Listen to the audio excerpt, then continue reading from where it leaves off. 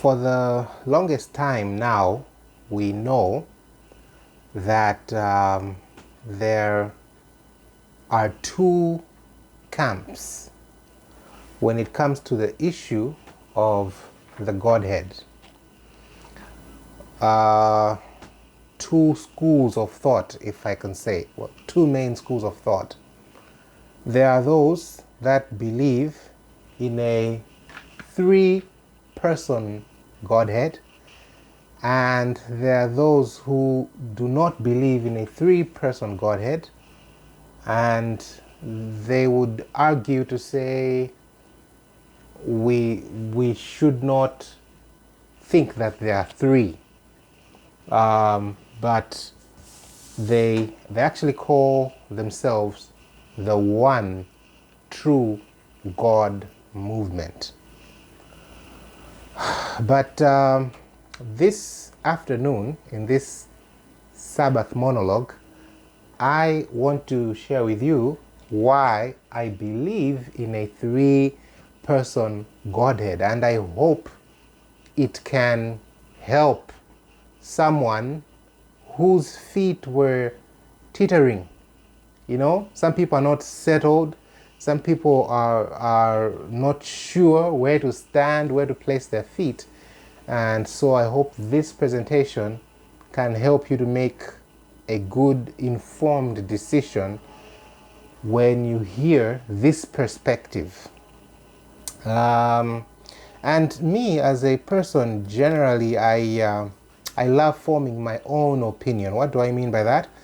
I love forming my own personal opinion on issues, and once I take a stand on that issue, once I'm convinced from the Word of God about a certain issue, I stand on that. In other words, I'm not easily swayed or shaken by what other people may be teaching if I see that it's contradicting the Word of God or contradicting the truth. So what I want to say is, as my dear listener, someone who is listening to the sound of my voice right now, we should learn to take personal stands. Learn not to be shaken, no matter who is presenting what or doing or saying this about an issue. You should be able to make a decision of your own and stand on that. Stand on that foundation that you have, the opinion you have formed from the Word of God. You should be able to stand on that and stay strong on that, because the times we're living in and where we're going, there will be so many winds of doctrine. And so if we're just moved around by every form of wind of doctrine, we could end up being in trouble. Welcome to Sound the Alarm Initiative, and this is a Sabbath monologue, and these are some of the meditations I want to share with you this afternoon. Let's pray. Dear Heavenly Father, as we begin this meditation, meditating upon your word, meditating upon your wisdom, please help us to understand, open our eyes, be with everyone who is listening, open their eyes, fill them with your spirit, fill me with your spirit. In Jesus' name, amen. Okay, so the title of this afternoon's presentation is Why Do I Believe, or Why I Believe in a Three-Person Godhead. Why I believe in a three-person Godhead. Now, what I'm going to do is in this presentation, what you're going to notice is, or in this study, or in this meditation, what you're going to notice is I won't bombard you with a lot of verses or quotations. In fact, there may be only one quotation we're going to read, and perhaps maybe even one verse. The approach we're going to take here is slightly different, a slightly different approach from what we're used to. You know, most times when we're studying, we're used to studying paragraphs of the Word of God, that is fine, but that's not going to be the approach of this particular study, because this particular, that's why I'm calling it a meditation, is exactly as I'm putting it. It's a meditation. As we're going to think. There'll be a lot of thinking, a lot of pondering about issues, and so let's take this journey together. I hope it won't take too much time. It's summer where I am, so I might switch on my fan. Don't get bothered by it. Whenever it gets really hot, I might switch on my fan. Don't mind the sound of the fan. Okay, so why do I believe in a three-person Godhead? Well, the reason why, okay, so the approach I want us to take is, I want us to see other evidences of this issue. I don't just want us to read statements that say something about this issue. You get the point? But I want us to look at demonstrations. You see, there are times when God says, he could say a point by just simply stating it. But there are times that he illustrates or demonstrates it. He'll wrap it up in a symbol or in other type of, what do you call it? Yeah, in a symbol, or in a, what do you call it? I'm forgetting the name. That's how God sometimes will say the very same thing, but he'll say it in a different way. He can say it maybe in a story, in a prophetic way, but he's really saying the very same thing, just in a different way. So when there was a lot of controversy, I think the controversy is still there, because I still see videos on YouTube of people sharing about this issue, saying believing in a Trinity is a lie. Much as the word is a controversial word, I know that the word is a controversial word, the word itself, Trinity, but the idea of a three-person Godhead, for me, is not necessarily incorrect. So, but they'll tell you that if you believe in a three-person Godhead, which is a triune, and then you will not be found in the kingdom of heaven, etc. There's all sorts of stuff on the internet, things that I myself, I don't believe in. I'm just going to say it right now. That's why I'm telling you that I believe in a three-person Godhead. But what I'm trying to say is, one of the things that convinced me when these controversies about 4 or 5 years ago, I remember maybe 6 years ago, there was a time they were so hot. So I was, whenever a controversy comes up, it forces you to go back and study and to dig deep, right? To throw your anchor deep, because you don't want to shake. So that was the time when I put this together. I said, like, wait a minute, there's so many evidences that I see, apart from just statements that tell us that there are three persons in the heavenly Godhead, apart from just statements, but there are other sorts of, or other types of illustrations that God has put in his word. And one of those places where where we're going to start with, remember that God can speak to us in nature, right? And then the Bible also tells us in the book of Psalms, I think it's in Psalm 78 if I'm not wrong, it tells us that thy way, O God, is in the sanctuary. Thy way, O God, is in the sanctuary. I've just forgotten if that is the chapter. Okay, I've forgotten the chapter and verse, but I know it's in the book of Psalms, if I'm not wrong. Thy way, O God, is in the sanctuary. So we know that the sanctuary is a very powerful tool, so to speak. It's a very powerful tool that so many truths are in the sanctuary, but the items in the sanctuary are very few.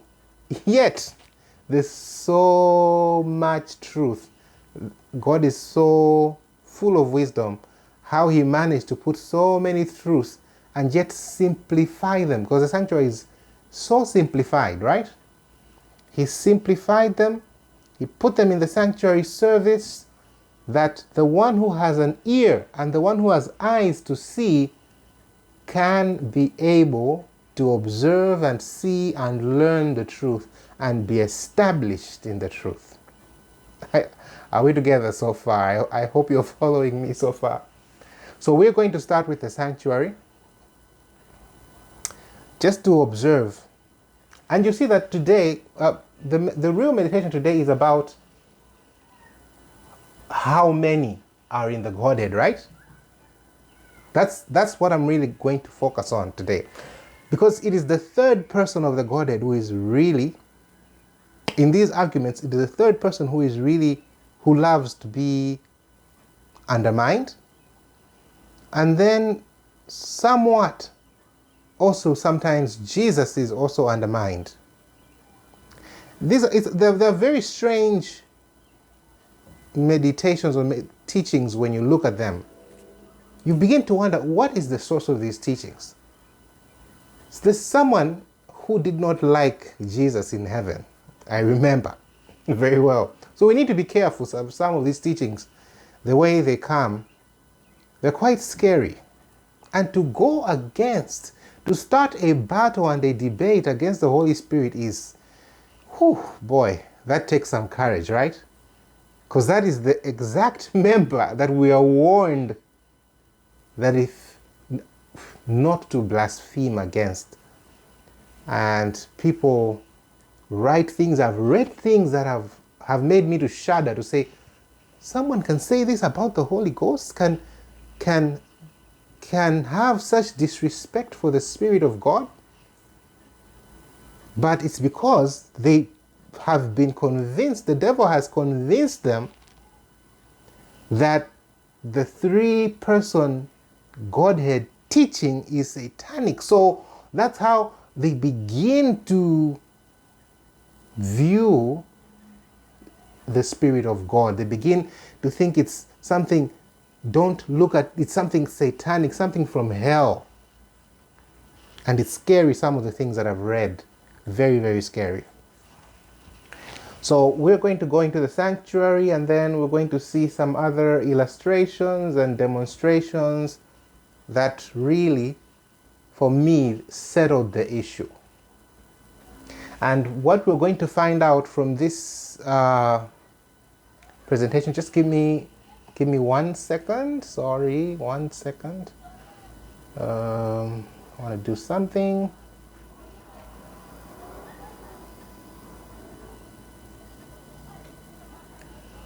Okay, wait just 1 minute. All right.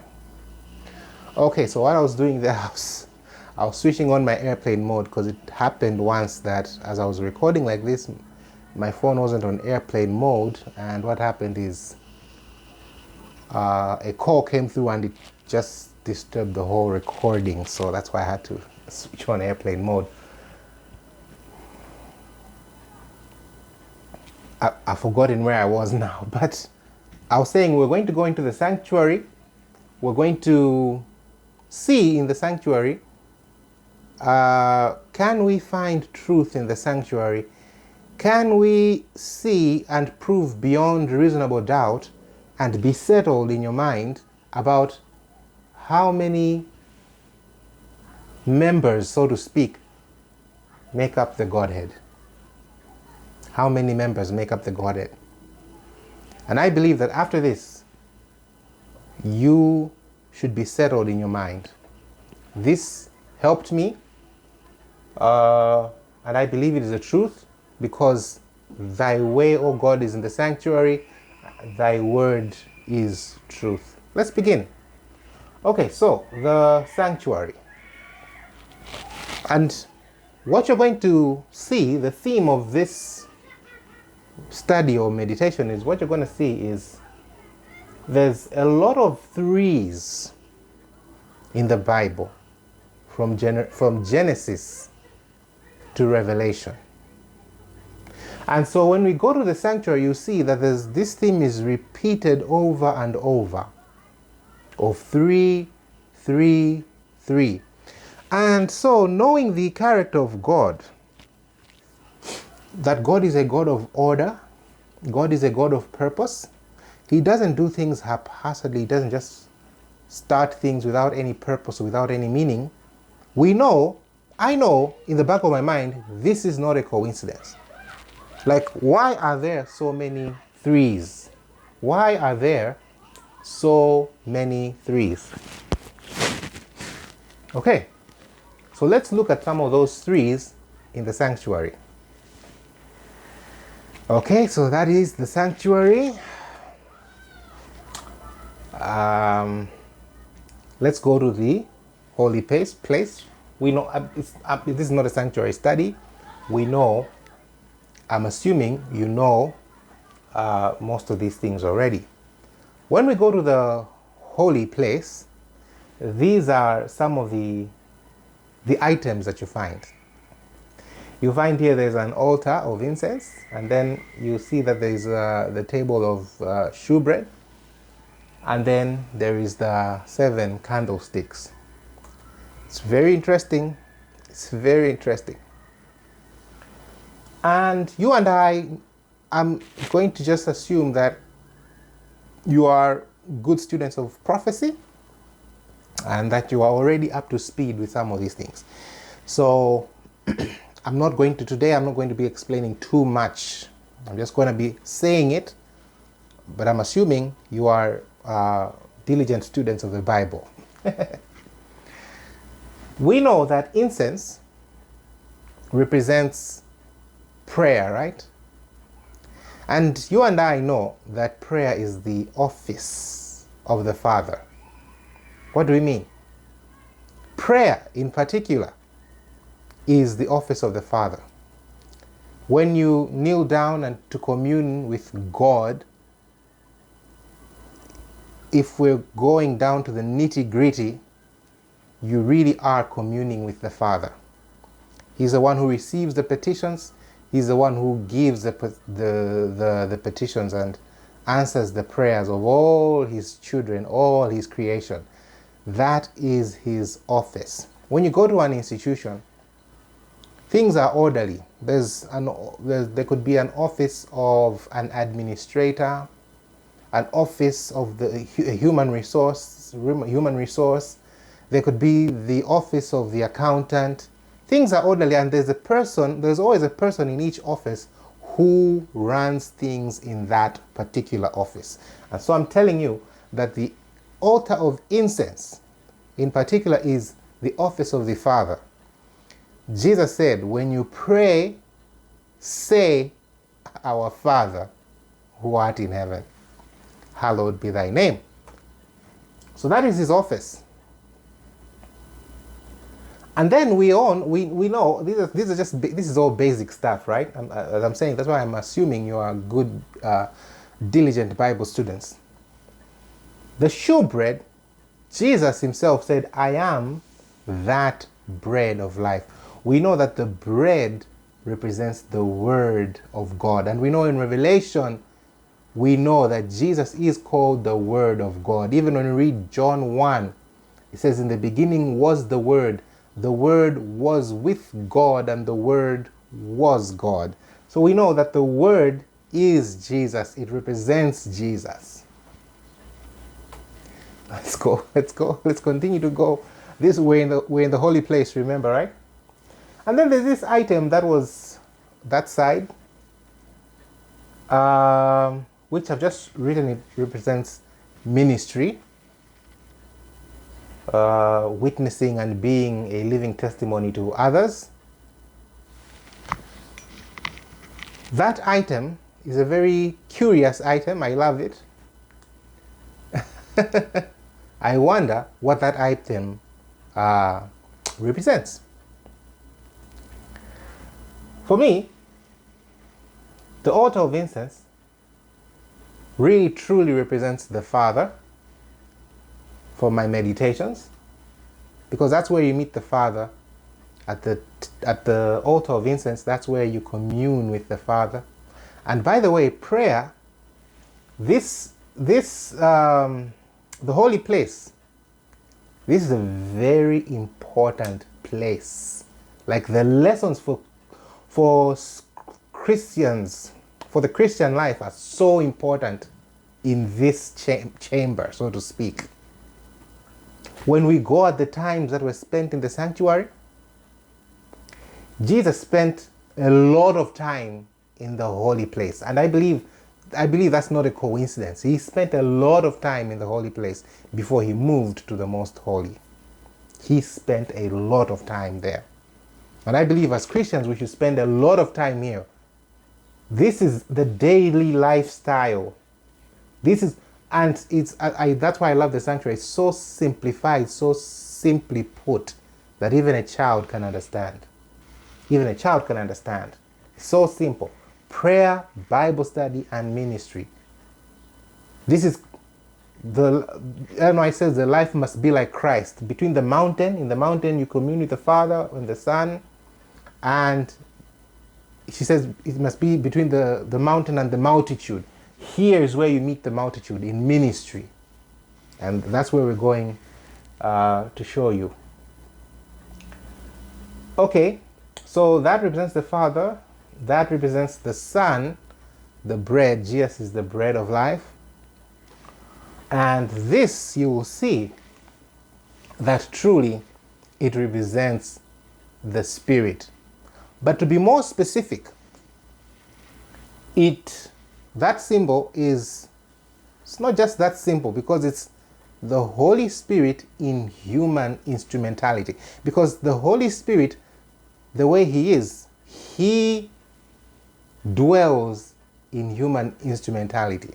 In fact, in all creation, even the angels are filled with the Holy Spirit. So that's how the Holy Spirit exists. That's how he functions. That is his office. His office, even Jesus said it in John 6 verse 63, his office is to give life. It is the Spirit that gives life. So how does he give life? He has to dwell in the instrumentality itself and mingle with it in order for the instrumentality to have life, to give light, to have energy, to have power. So he is the one who gives life. And he dwells inside the human instrument. And we'll discover that article teaches all of that. It teaches this symbol itself demonstrates everything I've told you. That's why 1 Corinthians 3:16 it says, "Know you not that you are the temple of the Holy Spirit." So usually the Holy Spirit goes along with the body. In other words, the two. That's why the Bible says the body is for the Spirit. The two are almost always together, because that's how the Holy Spirit has to dwell in the container of human instrumentality. And I'm talking about humans because we are humans, but in truth, when we read the writings of Mrs. White, you see it's all creation. It's all creation. That the Holy Spirit dwells in all creation, even in the unfallen worlds. Everyone must have the Holy Ghost. So, back to our study. Remember, we're talking about why do I believe in a three-person Godhead? Here in the holy place we see there is one, there's two articles in the holy place, and then there's a third article in the holy place. 3 and nothing more. Unless you open my eyes and show me, but I believe those were the 3 main and major items and articles that were in the holy place. And the fact that God in his wisdom, he put that in the sanctuary, just left it like that, I believe he was trying to tell us something without saying a lot. Instead of saying there are 3 or writing statements, sometimes the best way to teach is to demonstrate, is to show. Let me just show you. So God just encapsulated it in symbols. He just put it in items, in articles, and that's it. Left it there and said, let him who has an ear, let him hear. Let him see the truth in plain sight. In plain sight. Very fascinating. Very fascinating. And that's why you can't go wrong with the sanctuary. You can never go wrong with the sanctuary. I'm sorry. That text, there's a lot of text here. I'm not sure if you'll be able to read it, but let me read it for you. This is Christ Object Lessons, 406, paragraph 3. It reads, "The oil is a symbol of the Holy Spirit. Thus, the Spirit is represented in the prophecy of Zechariah. And I said, I have looked, and behold, a candlestick of all gold, with a bowl upon the top of it, and his 7 lamps thereon." So that's what Zechariah saw. This story is found in Zechariah chapter 4, verse 1 to 6. It's one of my favorite passages in Scripture because of the power of what it demonstrates. But this is what Zechariah saw. And so the candlestick had oil in it. And the oil is a symbol of the Holy Spirit. But you remember I told you that this item is crafted in wisdom, because the oil had to be inside the candlestick. And wasn't it Jesus who said, "You are the light of the world"? A city that is set on a hill cannot be hid. Neither do men light a candlestick and put it under a bushel. So this is the Holy Spirit in human instrumentality, combined humanity and divinity. It's a very powerful symbol. That's what I'm trying to tell you. Because humanity and divinity, brothers and sisters, the devil doesn't like that. The devil doesn't want this to happen in your life. He doesn't want the Holy Spirit dwelling inside you. He doesn't want humanity and divinity combined. Because when humanity and divinity combines, Ellen White says, Jesus taught us that when humanity and divinity is combined, it does not commit sin. And this the devil doesn't want you to achieve. So this is the symbol of the Holy Spirit. Okay, so far so good. Let's go forward. So the Holy Spirit in human instrumentality. In human instrumentality. Christ Object Lessons. From the 2 olive trees, the golden oil was emptied through the golden pipes into the bowl of the candlestick, and thence the golden lamps, and thence into the golden lamps that gave light to the sanctuary. So, from the holy ones that stand in God's presence, His Spirit is imparted to the human instrumentalities who are consecrated to his service. So the oil is a symbol of the Holy Spirit. So this particular thing or article in the sanctuary really represents the Holy Spirit working through human instrumentality. So we have seen that in the holy place, we have seen three main major articles. You can't go wrong. You cannot go wrong with the sanctuary. You cannot go wrong with the sanctuary. Thy way, O God, is in the sanctuary. When in doubt, go to the sanctuary and find out the truth of God in the sanctuary. When in doubt. When you go to the most holy place, sorry I didn't read the title, the most holy place, you find that there's another three there. We're talking about sanctuary threes, right? There's another three there. When you go into the ark, you find that there were these three items.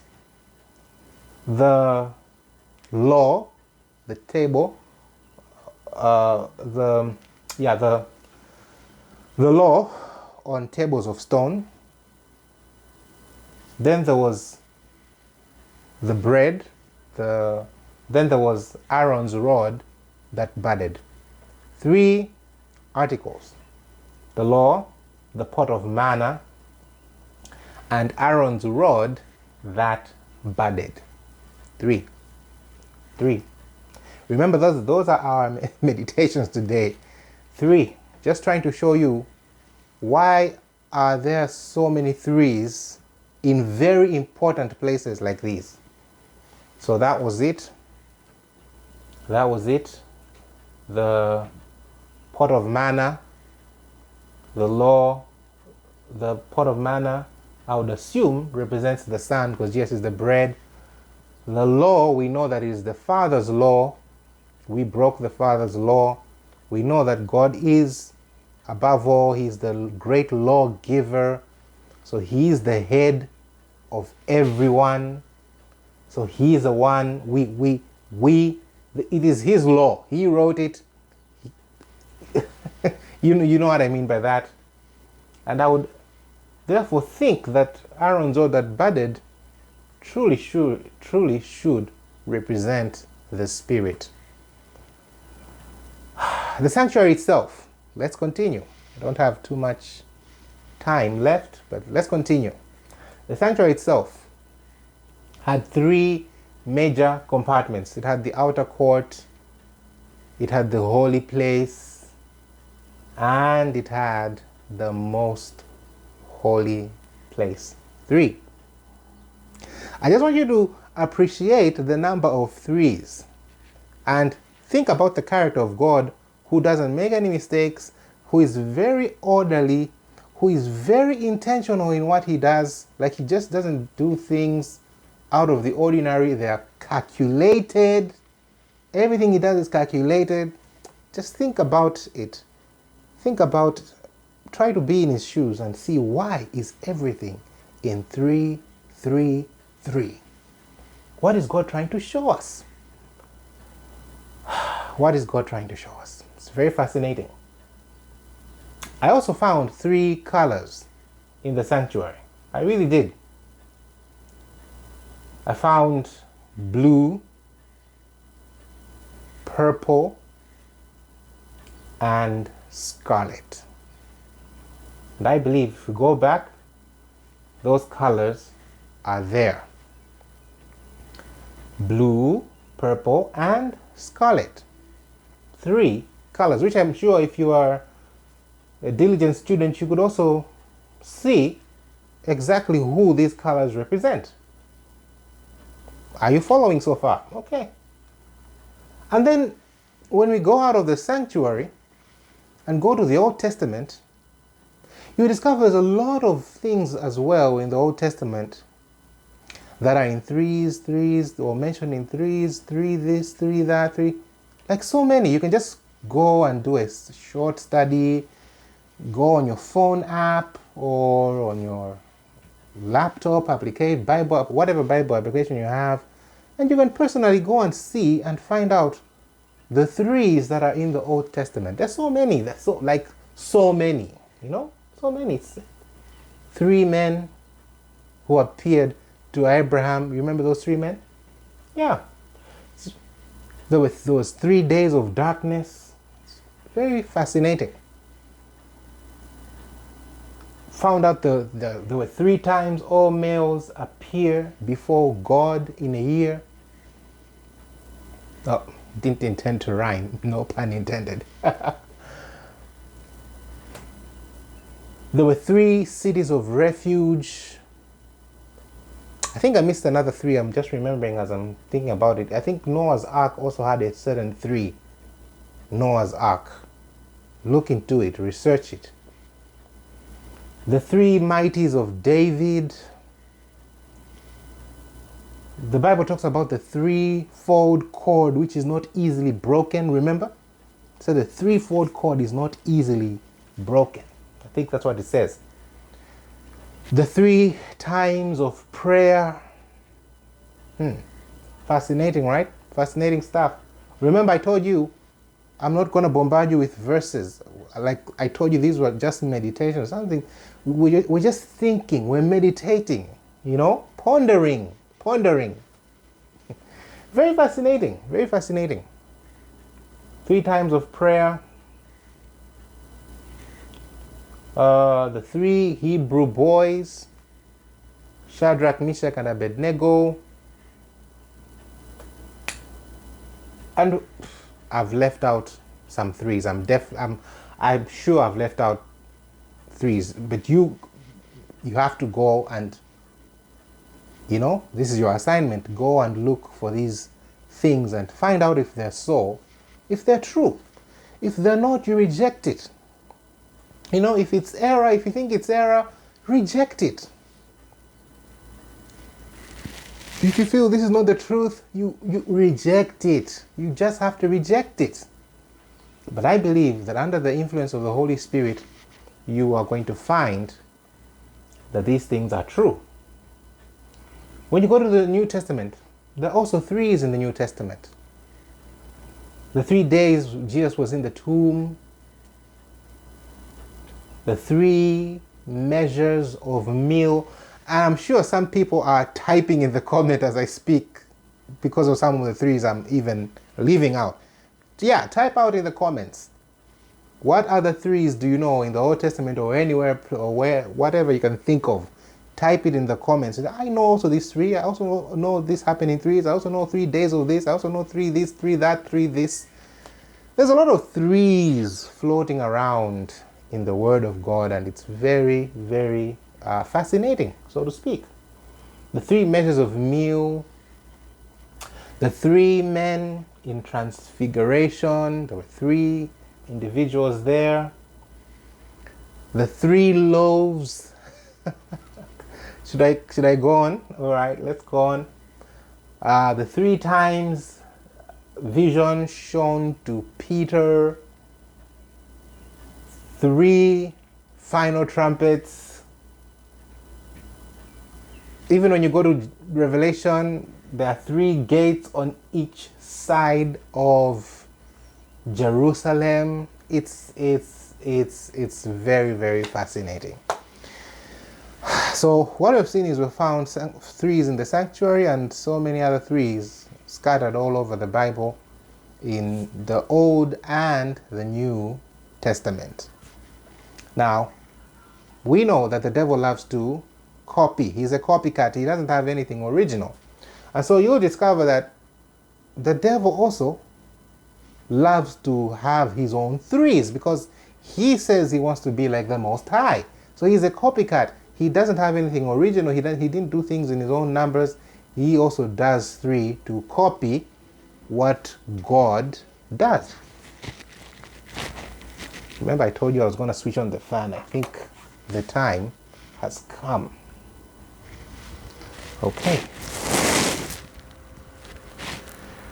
So we discover that there's also 3s in the devil's kingdom.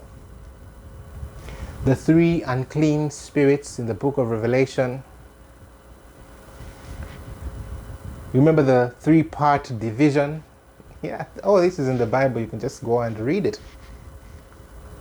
Three things mentioned by the third angel, and he is the third angel. Three angels.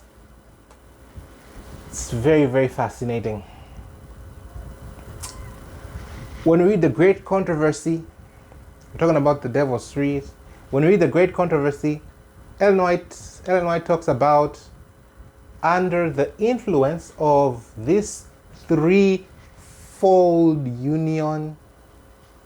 Come on, guys. Come on, guys. You can't miss it, guys. You can't. Okay, we're done with that. Didn't take too much time on that one. Let's go to nature's threes. The other means of God speaking to us is through nature. And nature is another powerful lesson book to open and learn from. It's nature. Let's go to nature. Threes in nature. The three powers of heaven in Genesis. Which ones? Which ones? The sun, the moon, and the stars. This is in Genesis. Three powers which were set in heaven, and we know these are eternal witnesses. No one can even tamper with them. By eternal, you know, I'm using that like loosely, right? Like they're things that have stood ever since the beginning of time. No one can tamper. You know, some of these things I think to myself, I think God did this on purpose. He knew I have to put some things way in the sky where no one can tamper with them, because the devil loves to change things. He loves to, you know, but those ones he cannot tamper with. The three powers of heaven: the sun, moon, and the stars. The powers of heaven are the sun, moon, and stars. That's three. They rule the heavens. Look at the language. They rule the heavens.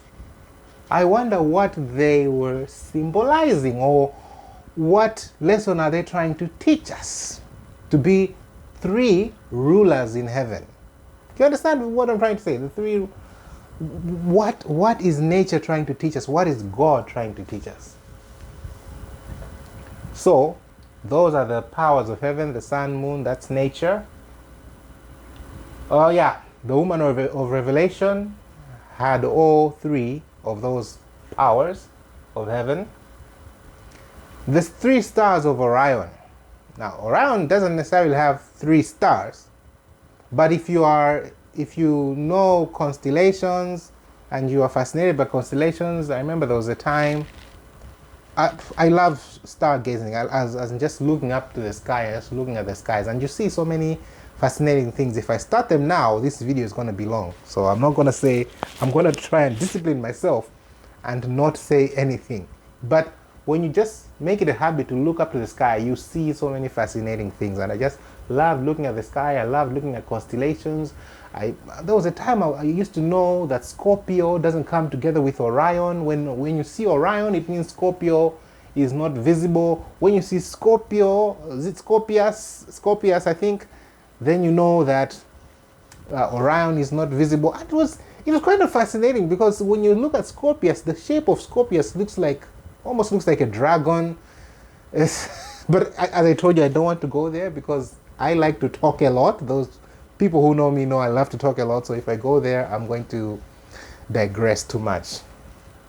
But I was saying the three stars of Orion. When you see, Orion has mainly 7 stars, seven main stars. But when you see the order of the stars, you see that it's like a trapezium, right? I hope I'm getting that correct. It's like a trapezium.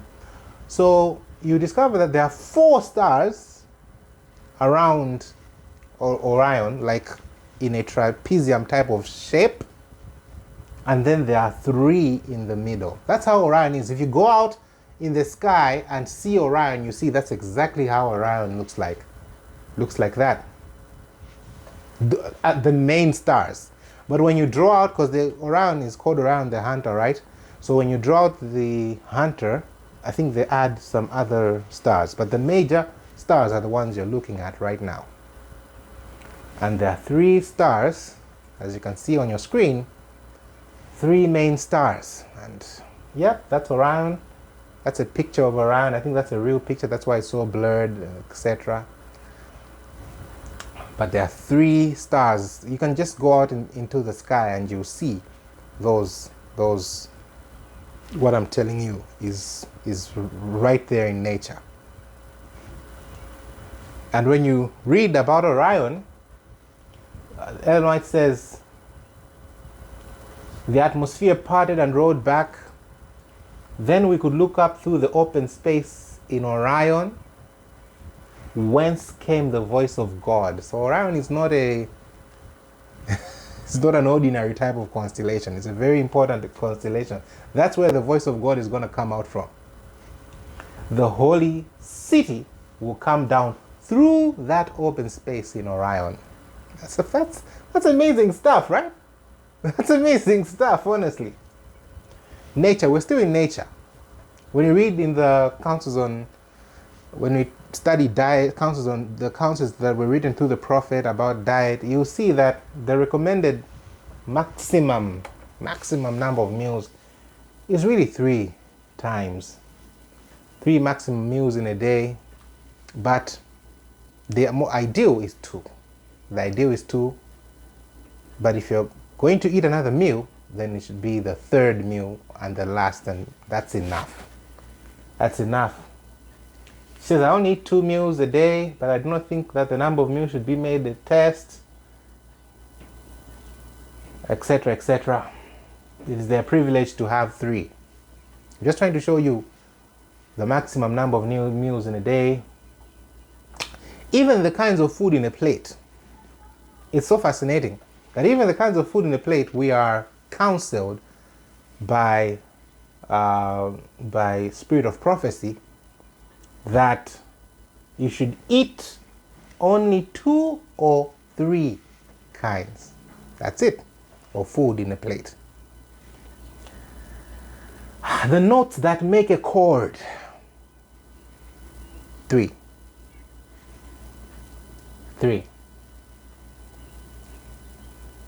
Okay. So we have seen plenty of 3s. The notes that make a chord, like the main, like, oh, sorry, I hope I'm not getting that wrong, but I do believe you've gotten the idea, right? Like, when you sing those 3, then there's a beautiful melody. The others are just additions. In fact, even bass, I think bass takes on these others, just the low notes of these others. But the 3 main ones, I'm not a musician, so please, musicians, don't come at me and say, oh, you're wrong there. If I'm wrong, please be kind. You can correct me where I'm wrong, but I believe that is the case. So there are many 3s. We've seen 3s in the sanctuary, we've seen 3s in the Old Testament, we've seen 3s in the New Testament. I didn't bother you with so many verses, but you can go and diligently study. It's very, very easy to find these 3s. It's just a matter of typing in your Bible app, and then you will be able to find so many 3s in the Bible and in other places. And if you know other 3s, as I've said, type in the comments. Let's share, let's talk. Now, I'm going to read something and then we'll come to an end. We've actually already come to this is like one of the very last. Now, with what we have studied, right? With what we have meditated upon, we've seen so many 3s, right? Does it come as a surprise now? Because, as I said, we didn't start with statements that talk about 3. We didn't start with statements. We've started with demonstrations first, right? We've started with the symbolism first. And you've seen so many threes. So in every, like, it's just everywhere. It's just everywhere. It's just 3, 3, 3, 3, 3. Does it come as a surprise, therefore, that this is what the Bible and SOP says? Well, when you read in Ephesians chapter 4 and verse 4, the Bible says there is one body. Remember what I showed you in the sanctuary about the human instrumentality and the Holy Spirit. It's fascinating that here, notice what happens here. There is one body and one what? One Spirit, even as ye are called in one hope of your calling. It's fascinating. There is one body and then immediately says one Spirit, because that's where the Holy Spirit dwells. That's his throne. That's his temple. And that's why we're supposed to take care of the temple. That's why care of the body is love for God. When God says, love the Lord your God with all of your heart, with all of your soul, with all of your body, with all of your mind, caring for the body is love for God, because you are caring for the dwelling place of the Holy Spirit. And I'm telling you right now, brothers and sisters, when you care for the body, small digression, this is just a small digression, the Holy Spirit makes sure that to make you aware that he loves what you're doing. I'm telling you the truth. The sweet presence, the sweet approval of the Holy Spirit is felt when you shower, when you exercise. You feel peace, serenity, and just the sweet presence of the indwelling of the Holy Spirit. Even if you check how you eat, how you drink, you are rewarded. You are rewarded. Anyway, let's go back to our issue. So, is it a surprise that you see these verses when you look at so many symbols, so many threes? Does it come as a surprise that there are these verses? There is one body and one Spirit. That's one Spirit. Verse 5, one Lord, one faith, one baptism. I think you can know who that one Lord is really who it really is referring to.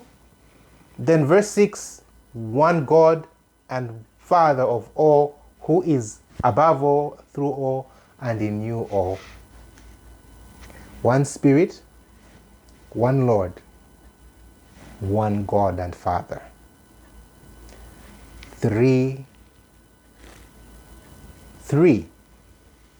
individuals are mentioned there.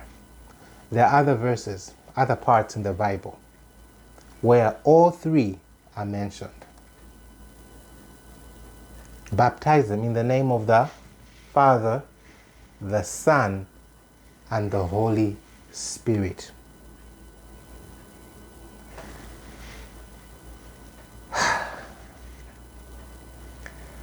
In another part, the Bible says there are three who bear witness in heaven. It's in the Bible, it's in the King James Version. It's in the King James Version. There are three who bear record in heaven: the Father, the Word, and the Holy Ghost. Remember that Jesus is also called the Word of God. And when I says he was called the Word of God, he was God's thought made audible.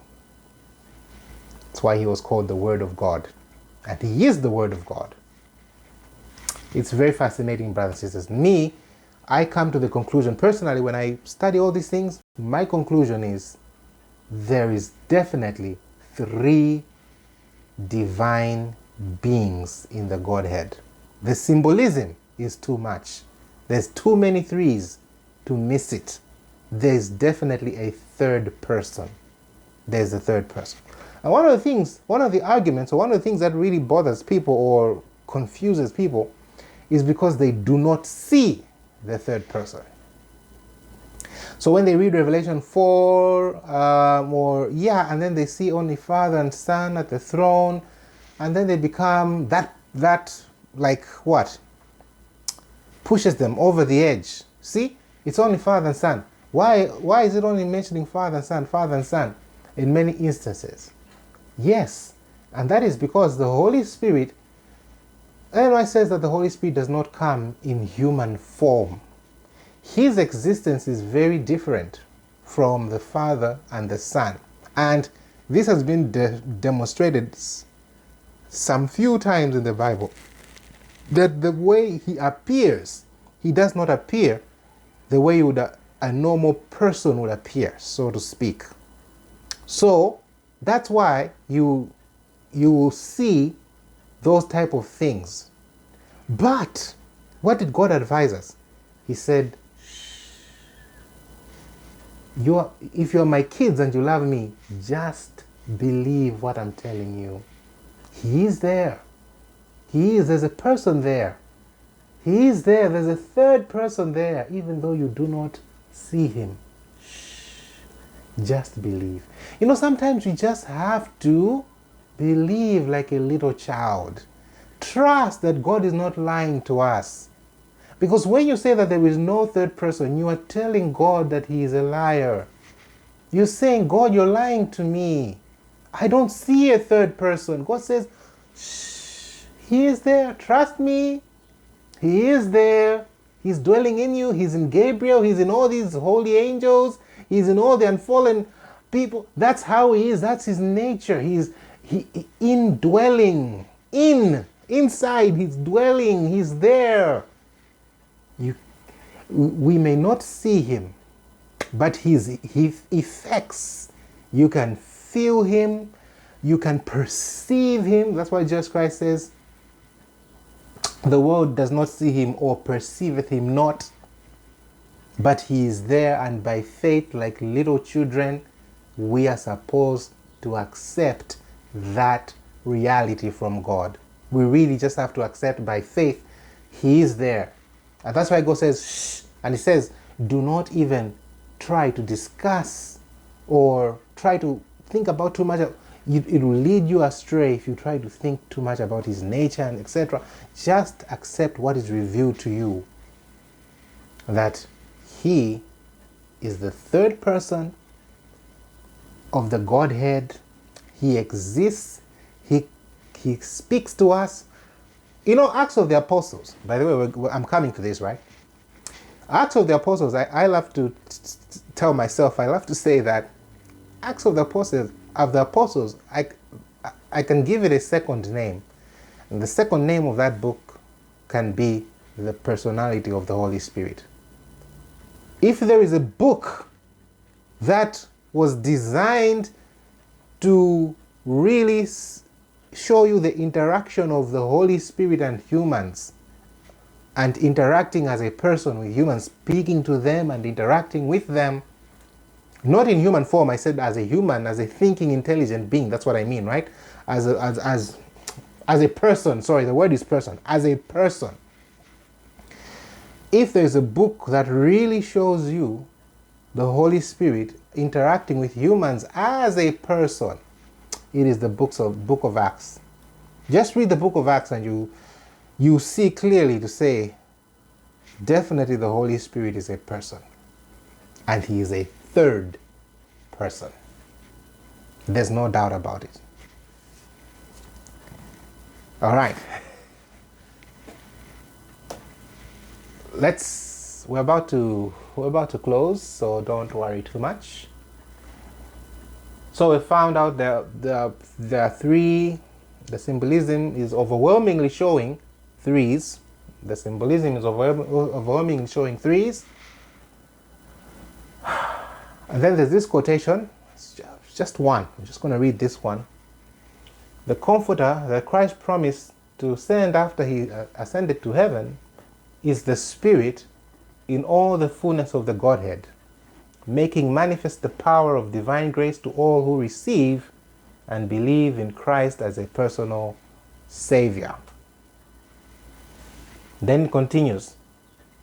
there are three living persons of the heavenly trio. This one is one of my personal favorites. I love the language and how the Spirit, through the instrumentality of Ellen White, wrote this. There are three living persons of the heavenly trio. Now, when you go back to, remember those things that we have meditated upon, right? The sanctuary. Can you doubt this statement? After seeing all that symbolism, the three powers in heaven, the sun, moon, and the stars, can you really doubt this statement? That's when you see that whatever the Bible says, the prophet says. The prophet was just saying what the Bible already said, what the Bible already made clear. But we ourselves, sometimes we're not just seeing it. There are three living persons of the heavenly trio. In the name of these three great powers, the Father, the Son, and the Holy Spirit, those who receive Christ by living faith are baptized. And these powers will cooperate with the obedient subjects of heaven in their efforts to live the new life in Christ. Three living persons of the heavenly trio. You can take that to the bank.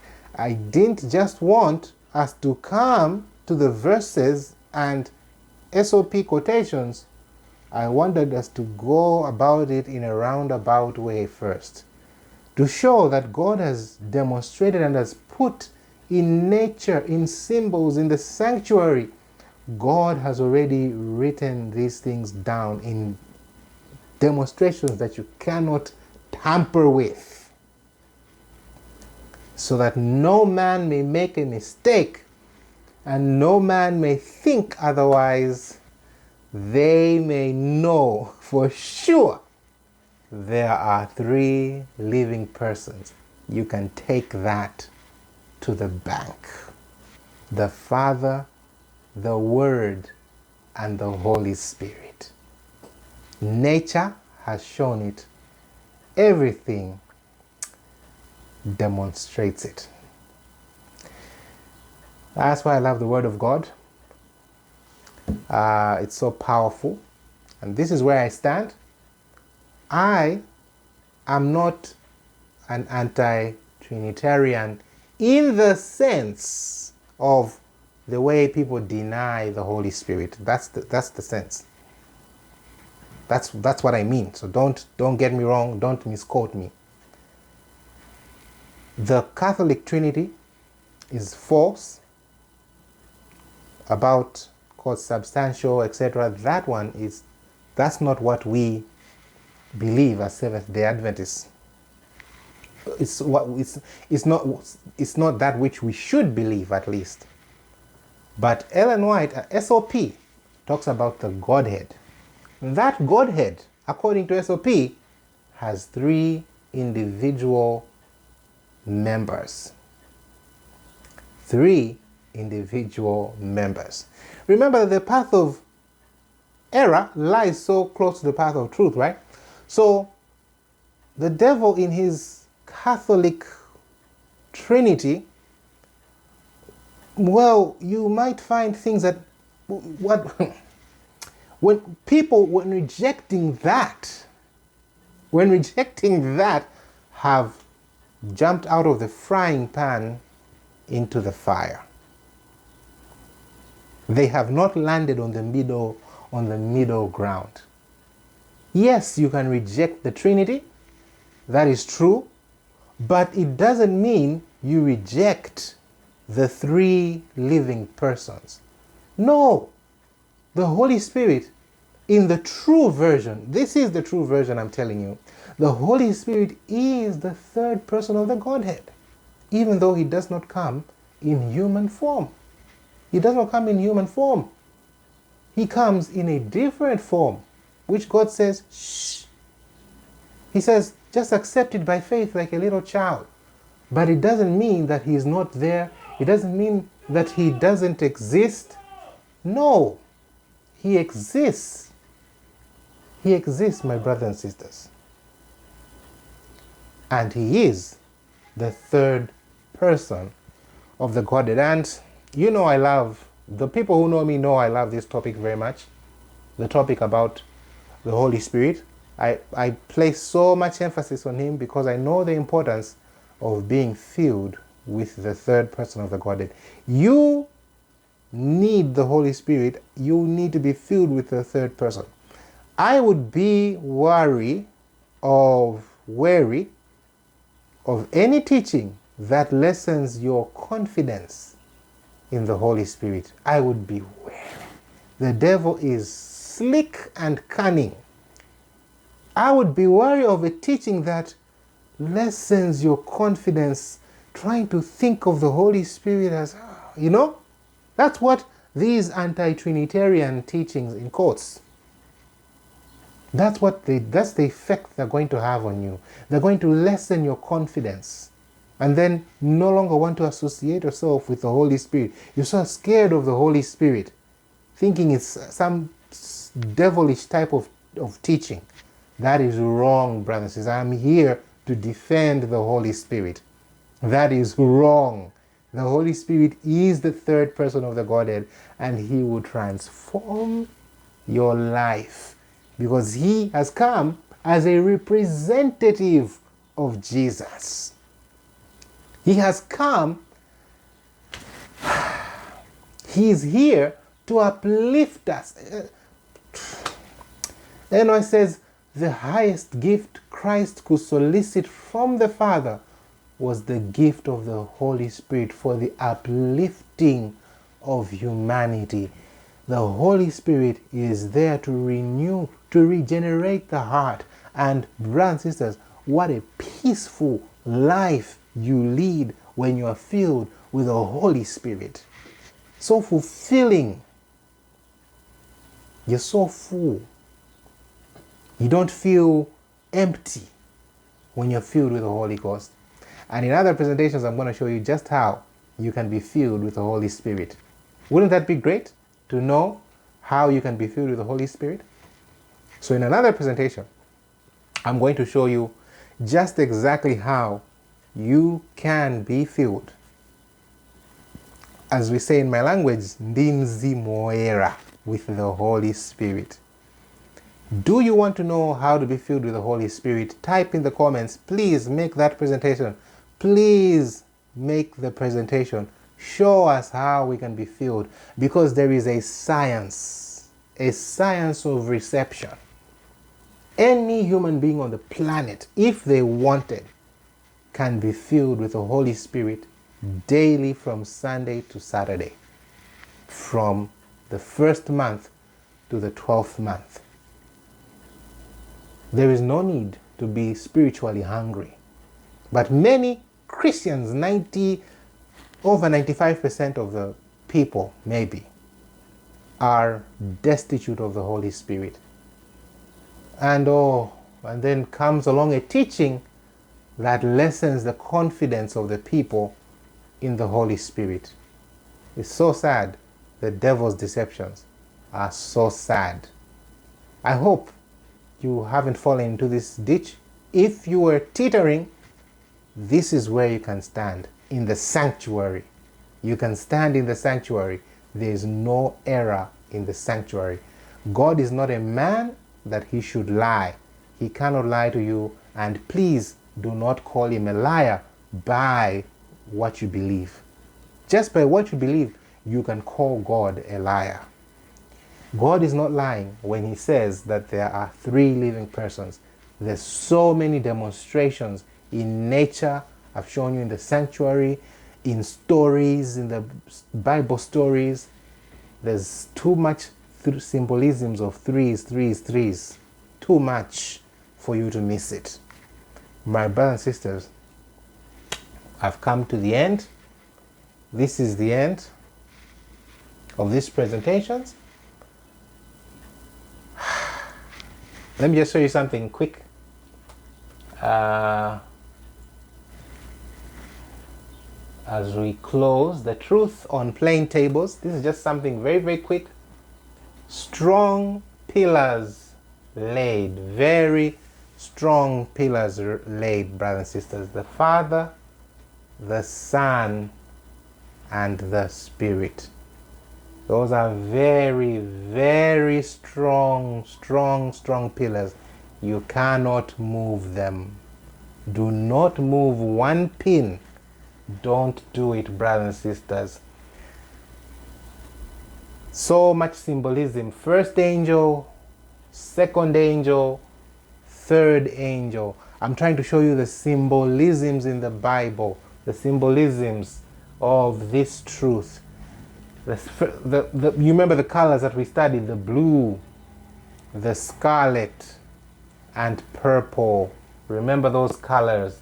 The symbolism, there's outer court, there's holy place, there's most holy place. You can't miss the symbolisms, brothers and sisters. You can't miss it, brothers and sisters. The two tables of the law, the pot of manna, the Aaron's rod that budded. You can't miss this symbolism. You can't miss it. Morning, times of prayer, remember? Morning, noon, and evening. You can't miss this symbolism. Moses, the transfiguration. Moses, Jesus, and Elijah. You really just cannot miss this. Altar of incense, the shewbread, and the 7 candlesticks. Can't miss it. The sun, the moon, and the stars. You really just cannot miss it. Breakfast, lunch, and if for some people, most of the people who are healthy farmers, they do 2 meals, but for some people, they could eat the 3rd meal. Supper, the soprano, alto, and tenor, making a very beautiful trio, a very beautiful melody. Shadrach, Meshach, and Abednego, the 3 Hebrew boys.